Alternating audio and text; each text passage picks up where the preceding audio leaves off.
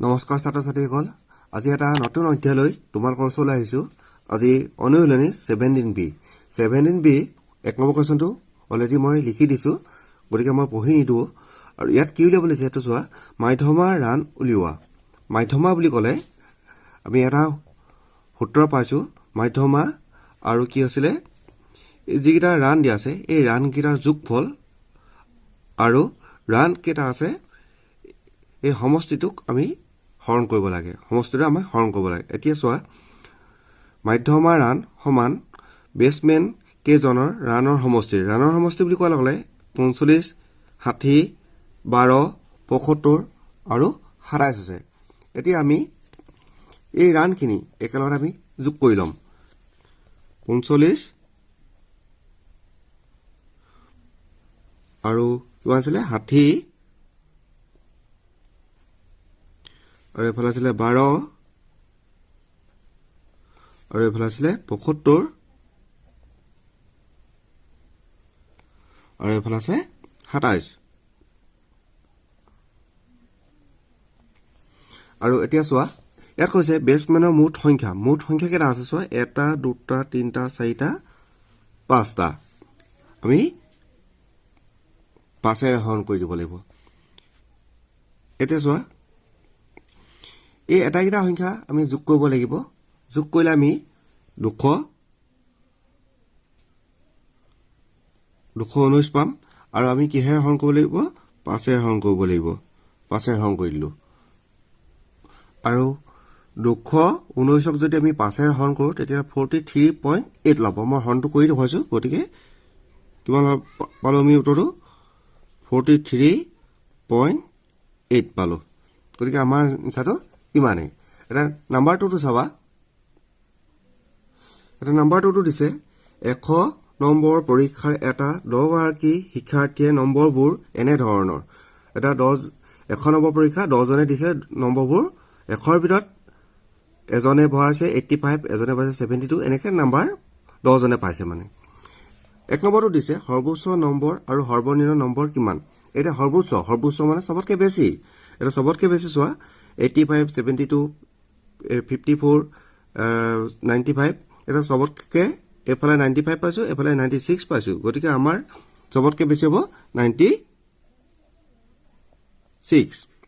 আৰু সৰ্বনিম্ন মানে হৈছে একেবাৰে কম নম্বৰ আমি কিমান পাইছিলোঁ আমি এনেকৈ চাই যাম চাই গ'লে দেখিম 47টো কম পাইছে 47টো কম পাইছে গতিকে আমাৰ সৰ্বোচ্চ পালোঁ 46 আৰু সৰ্বনিম্ন পালোঁ 49 90 সৰ্বোচ্চ পাইছিলোঁ 96 আৰু সৰ্বনিম্ন পালোঁ 47 2 নম্বৰটো কৈছে তথ্যখিনি বিস্তাৰ উলিওৱা বিস্তাৰ মানে কি ডাঙৰ সংখ্যাটো বা আমি সৰু সংখ্যাটো বিগ কৰি দিব লাগে তেতিয়া আমি কি কৰিম 96ৰ পৰা আমি 47টো বিগ কৰি দিলোঁ বিস্তাৰ কৰা মানে হৈছে বিয়োগ কৰা এতিয়া 96ৰ পৰা 47টো যদি আমি বিয়োগ কৰি দিওঁ 49 পাম এটা নাম্বাৰ 3টো দিছিলে মাধ্য নম্বৰ উলিওৱা এতিয়া মাধ্য নম্বৰ উলিয়াবলৈ কৈছে মাধ্য সূত্ৰটো মই আগতে কৈছোঁ যে নম্বৰসমূহৰ যোগফল আৰু মুঠ সংখ্যা এতিয়া নম্বৰসমূহ যোগফল বুলি কোৱাৰ লগে লগে আমি 85 72 54 95 এইখিনি আমি একেলগে যোগ কৰি ল'ম 45ৰ পিছত আছিলে 95 95ৰ পিছত আছিলে 67 এনেকৈ আমি সংখ্যাখিনি এটাখিনি যোগ কৰি ল'লোঁ আৰু এতিয়া কৈছিলে শিক্ষাৰ্থীৰ মুঠ সংখ্যা এতিয়া মুঠ সংখ্যা কিমান আছে চোৱা 1 2 3 4 5 6 7 8 9 10 এতিয়া আমি মুঠ সংখ্যা কিমান পালোঁ 10 এতিয়া আমি এই গোটেই সংখ্যাখিনি আমি যোগ কৰিম গোটেই সংখ্যাখিনি আমি যোগ কৰিলে আমি 758 পাম তোমালোকে যোগ কৰি ল'বা আৰু তলত কিমান আছিলে 10 হৰণ কৰিম 10 হৰণ কৰাৰ লগে লগে কি হ'ব এতিয়া 10 হৰণ কৰিলে চোৱা এফালে 7 বাৰ দিলোঁ 70 হ'ল তেতিয়ালে 5 উকলি আহিলে এফালে 8 নামি আহিলে আৰু এফালে 5 বাৰ দিলে 50 হ'ল 8 নামি আহিলে দশমিক দিলোঁ 0 হ'ল আৰু 10ক লগত 8 পূৰণ কৰিলে আমি 80 পাই গ'লো তাৰমানে 75.8 আমাৰ মাধ্য উত্তৰটো পাই গ'লো 75.8 এতিয়া আমি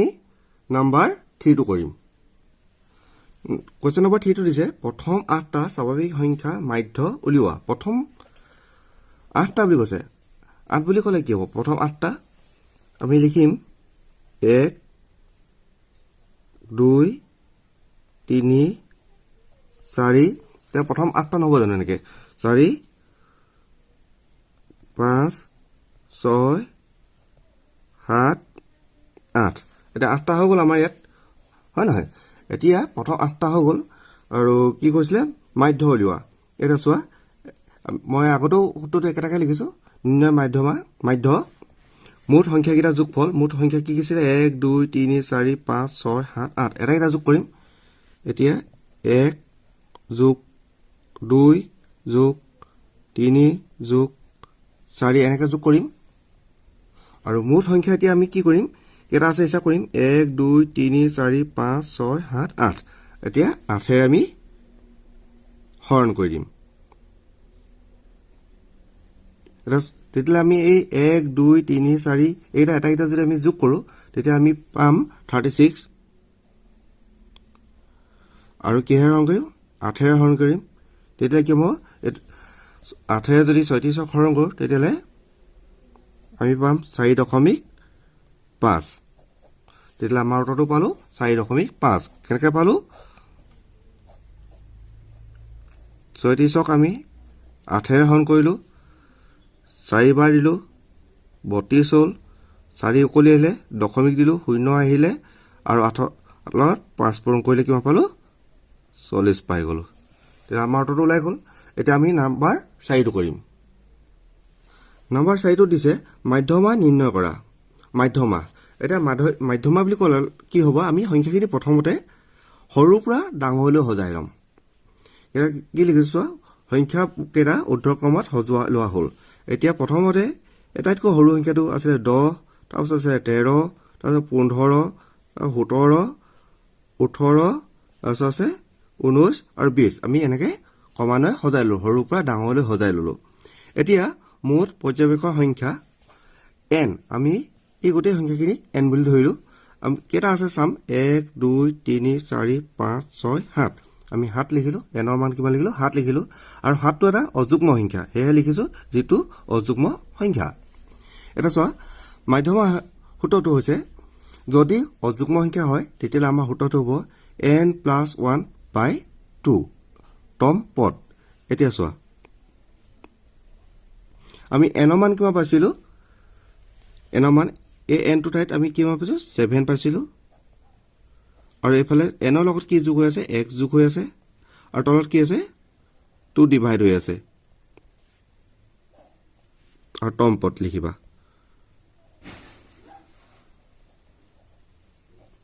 টম পদ এনেকে এটা চোৱা যদি আমি হাতৰ লগত 1 যোগ কৰো 8 পাম আৰু তলত কি আছিল 2 আছিল টম পদটো লিখি যাবা এনেকে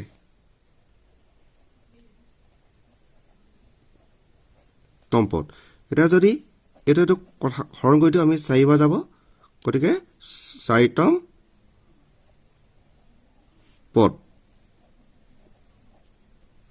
4 টম পদ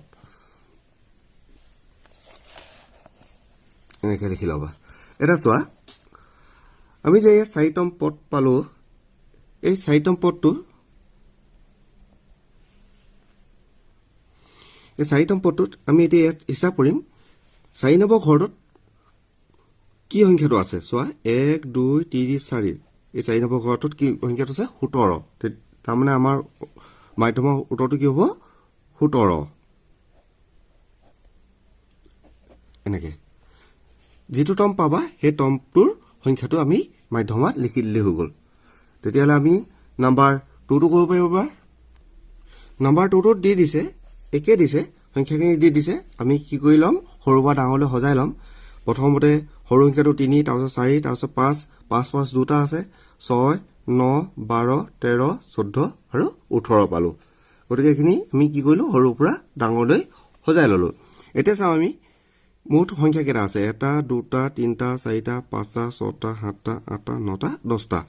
আমি n ৰ ইকুৱেল কিমান লিখিলো 10 লিখিলো এইটো কথা তোমালোকে লিখি ল'বা মুঠ পৰ্যায়বিষম সংখ্যা n ইকুৱেল 10 তাৰ মানে 10 টো ক'ত পালো এই সংখ্যাখিনি আমি কেটা আছে হিসাব কৰিলো 10টা আছে গতিকে 10 হ'ল আৰু 10 টো যেটো যুগ্ম সংখ্যা গতিকে লিখিব লাগিব যেটো যুগ্ম সংখ্যা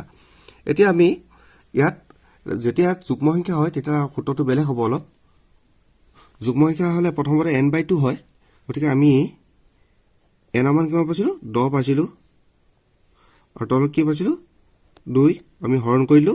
তে কিমান পালো আমি 5 পালো এতিয়া প্ৰথমে এটা কৰি ল'ব লাগিব তাৰপিছত আমি কি কৰিম এতিয়া আকৌ এটা কৰিম আমি n/2 প্লাস 1 বুলি এটা কৰিম এটা চোৱা তোমালোকক মই দেখুৱাইছো এটা সূত্ৰ এটো n + 1/2 আৰু এটো হৈছে অযুগ্ম সংখ্যা আৰু এটা আছে যুগ্ম সংখ্যা যুগ্ম সংখ্যাটো হৈছে এটো n/2 আৰু পিছত কি কৰিলে n/2 + 1 এটো এতিয়া আমি কৰিম এটো দিয়া তেতিয়াহলে আমি ইয়াত কি লিখিলো n মান আমি কিমান পাইছিলো 10 পাইছিলো এটো আৰু কি হে অংক কৰিব কৈছিলে 2 হে অংক কৰিব কৈছিলে আৰু এটাৰ লগত কি আছে x যোগ হৈ আছিল তেতিয়াহলে এটো কটাকটি কৰিলে আমি 5 পালো আৰু এটাৰ লগত x যোগ হৈ আছিল আমি কিমান পালো 5 ৰ লগত x যোগ কৰিলে 6 পাই গলো তেতিয়াহলে আমি কিমান পালো 5 ম পদটো পালো 6 এটা চোৱা 6তম পদটো তম আৰু ম এটা বেলেগ বেলেগ এতিয়া আমি 6তম মানে 6 নম্বৰ ঘৰত থকাটো কিমান হ'ব চোৱা 1 2 3 4 5 6 তেতিয়াহলে আমি কিমান পাইছো 6তমটো 9 পালো 9 এনেকৈ লিখি লবা এতিয়া আমি কি উলিয়াব লাগিব মধ্যমা উলিয়াব লাগিব এটাকে নিৰ্ণয় মধ্যমাটো কি উলাব লাগিব তেতিয়ালে আমি কিমান পাইছিলো আমি এটা পাইছিলো 6 আৰু 6তম পদটো কিমান আছিল 9 আৰু আমি কি হে হৰণ কৰিছিলো 2 এ হৰণ কৰিছিলো আসলে এটো 5ম পদ আৰু 6তম পদ দুটা যোগ কৰা হয় গতিকে পঞ্চম পদটোত আছে 6 আৰু 6তম পদটো আছে 9 গতিকে আমি 2 এ হৰণ কৰিলো এটা কৰিলে কিমান হ'ব 17 হৰণ 2 তেতিয়া আমি 2 এ যদি 17 হৰণ কৰো তেতিয়া আমাৰ কিমান হ'ব 7.5 হ'ব গতিকে আমি কিমান পালো উত্তৰটো 7.5 আজিলৈ ইমানটা হৈছো থেংক ইউ